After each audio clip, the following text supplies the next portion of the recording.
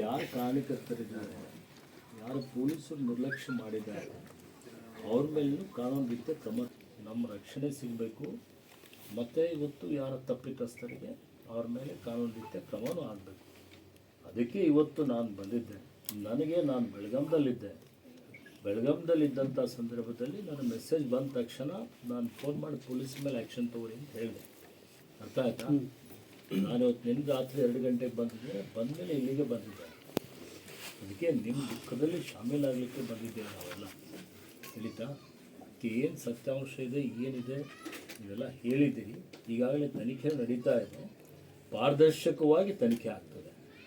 ಇಲ್ಲಿ ಈ ನೆಲದ ಕಾನೂನು ಏನಿದೆ, ಕಾಯ್ದೆ ಏನಿದೆ, ಅದ್ರ ಪ್ರಕಾರ ಕ್ರಮ ಆಗ್ತದೆ.